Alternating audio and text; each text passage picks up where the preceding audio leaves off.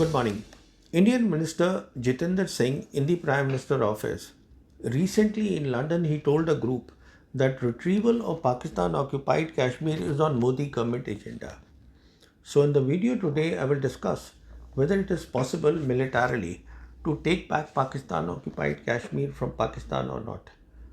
Now, this is not a one off statement made by a minister. In fact, in the last 9 years, since the Modi government has been in power, all the senior ministers at one time or the other, including the defense minister, they have either said or they have hinted that Pakistan occupied Kashmir will be taken back from Pakistan. I won't worry too much about the political leaders. But when the Indian military leaders say this, I take it seriously. For example, the last one to say this was in November 2022, Northern Army Commander Lieutenant General Upender Dwivedi.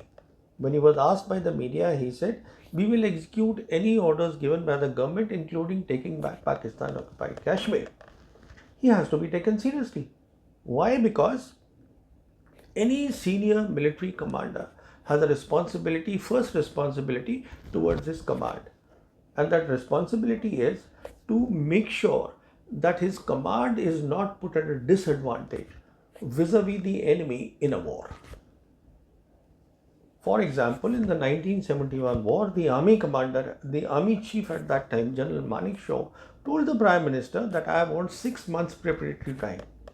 And he was given that time for the war. So here when Upinder and the other leaders say that we are ready to do things, you have to take them seriously and then you have to start assessing that what exactly are they talking about. And this is what I will do today. But before I get on to the main subject of POK, there are three key issues which are associated with this subject deeply that need to be understood. The first one, in no war that has been fought between India and Pakistan, right from the first war of 1947, when the ceasefire line was created, has Pakistan been ever defeated in the West. When I say defeated, that means the military line, Indian military has not been able to obliterate.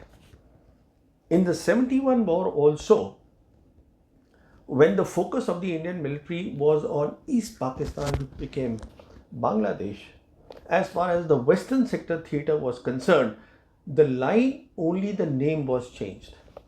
From ceasefire line, by a give and take of territory, it became line of control.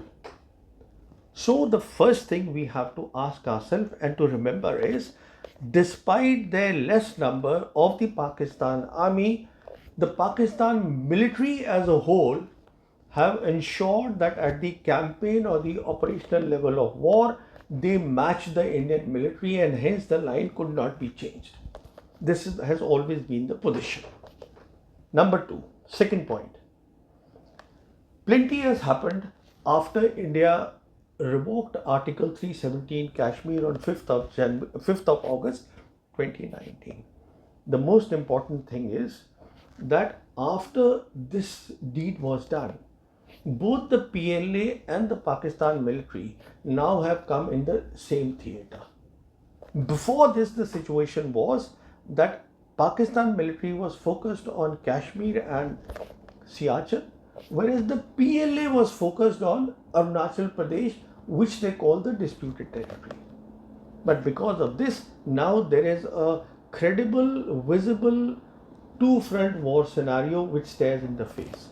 That means what we are looking at is not just beating Pakistan military in war, but we are also looking at the PLA assisting in ways the Pakistan military to make sure that they do not lose the war, which in any case they have never lost.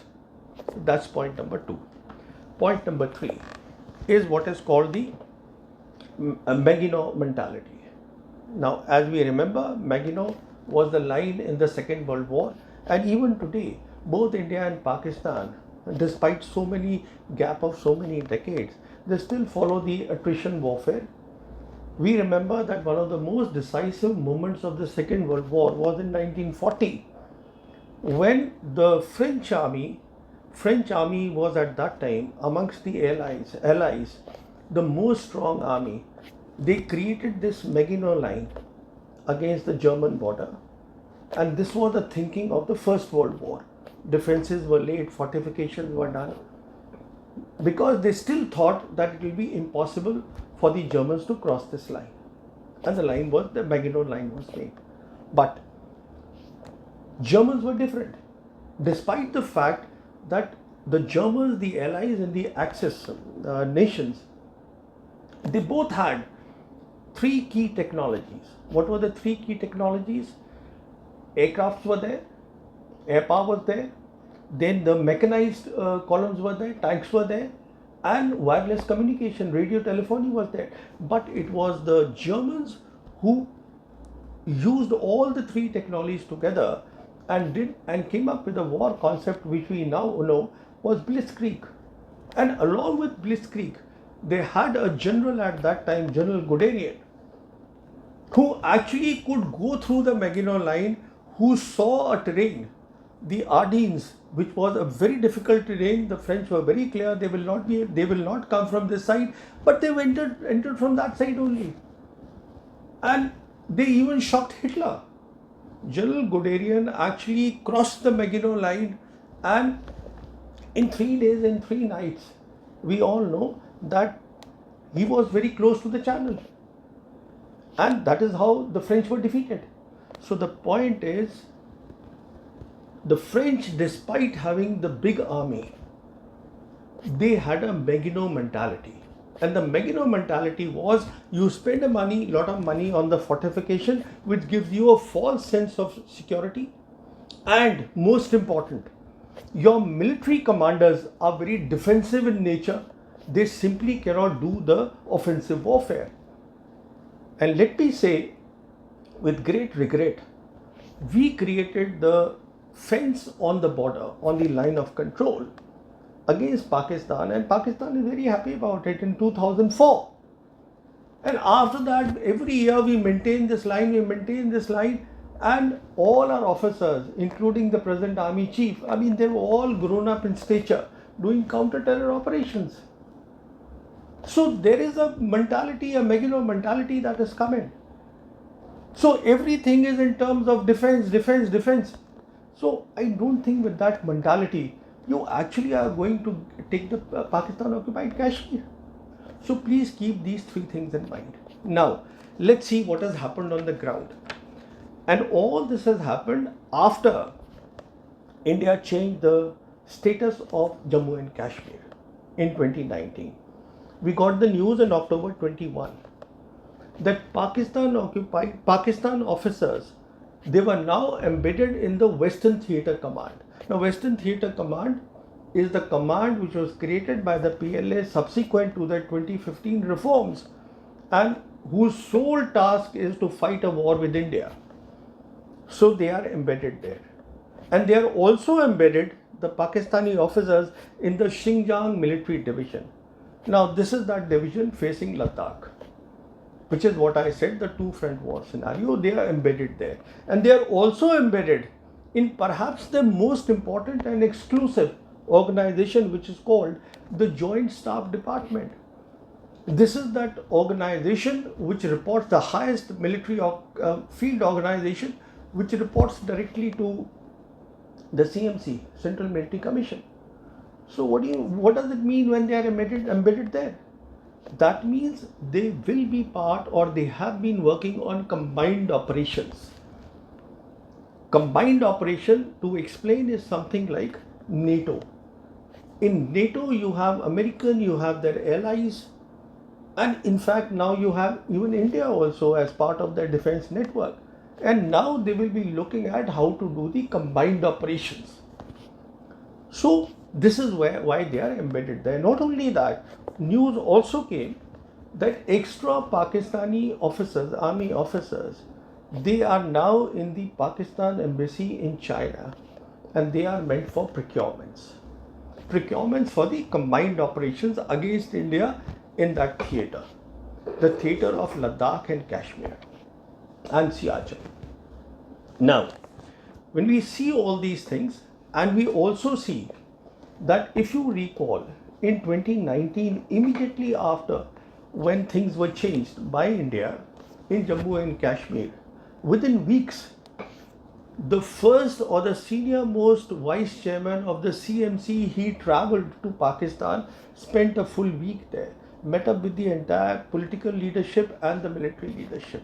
And now we have again the Pakistan Army Chief General Munir, who's just come back from a visit of China, and in China he has again met the senior most vice chairman of the Central Military Commission, in addition to meeting his counterpart, that means the PLA Army Chief. He has met him also.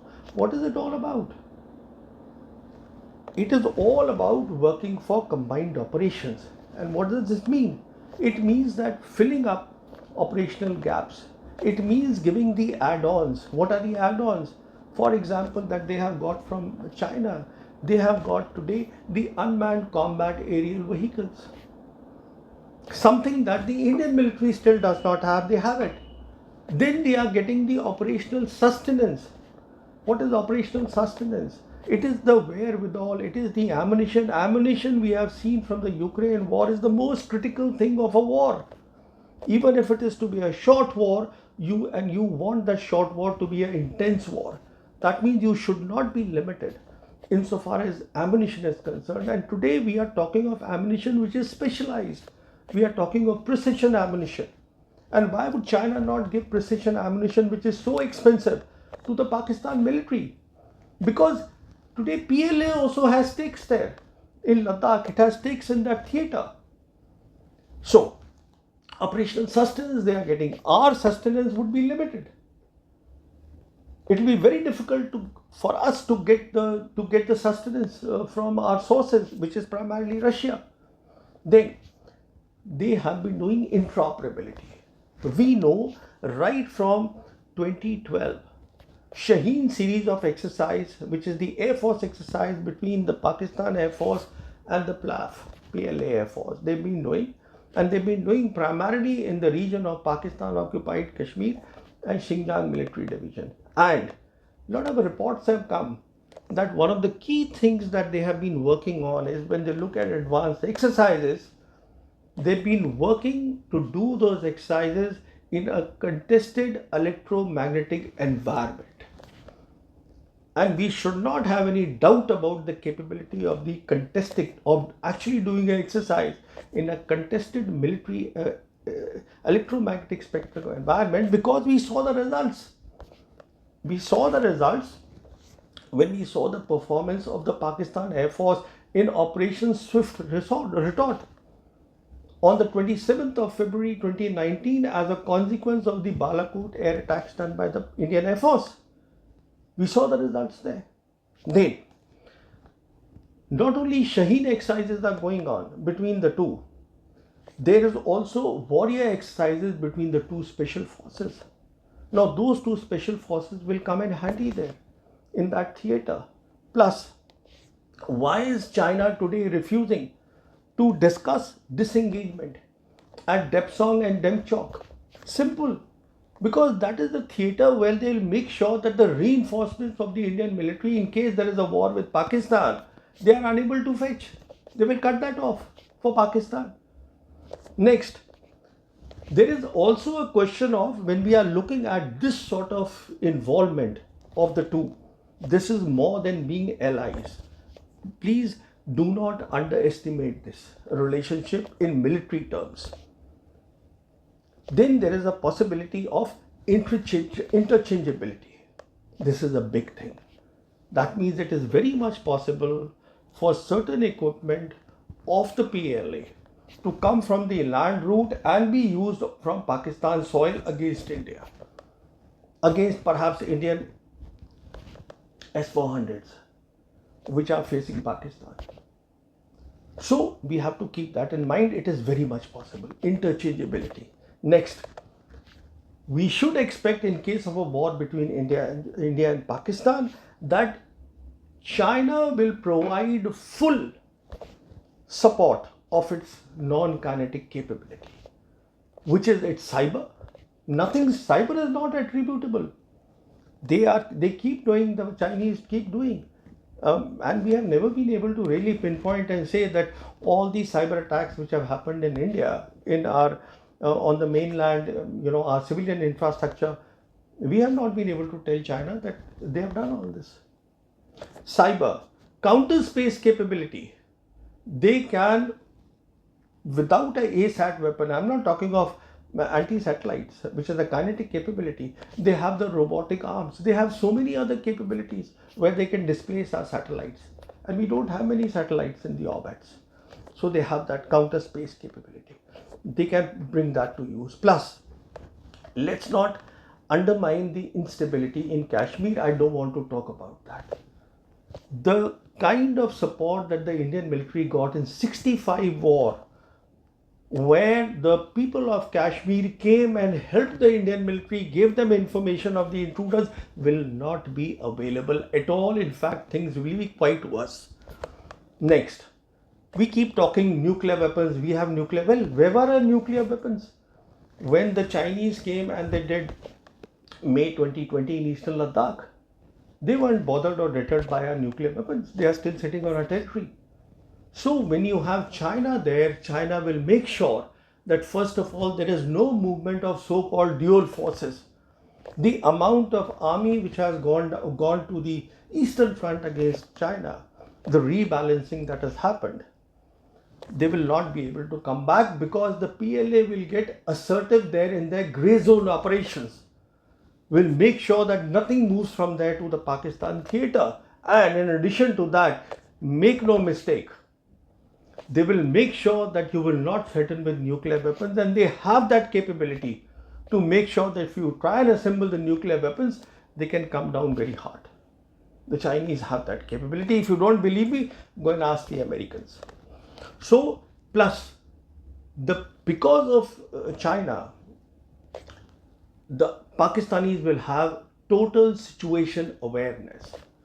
Around the clock, deep sea capability. Sea is SEE capability. They will have something that the Indian military will not have.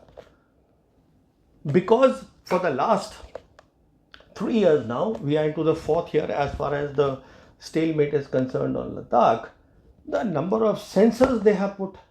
They have this Galaxy 1 satellite system, which is 144 satellites, which is meant for communications. For communications which are high speed communication, low latency communication, all that will be available to Pakistan. In short, and plus the Bedu military system, their satellite system, Pakistan is perhaps the only country, foreign country, which has access to the military resolution of this system. I don't have to spell out after this what it means. And I'm actually surprised that Upinder and our leaders keep talking like this. There are so many ways you can give a reply. Are we a politicized military? We are a military which has to have a responsibility towards our command. That is what militaries are all about. Thank you very much.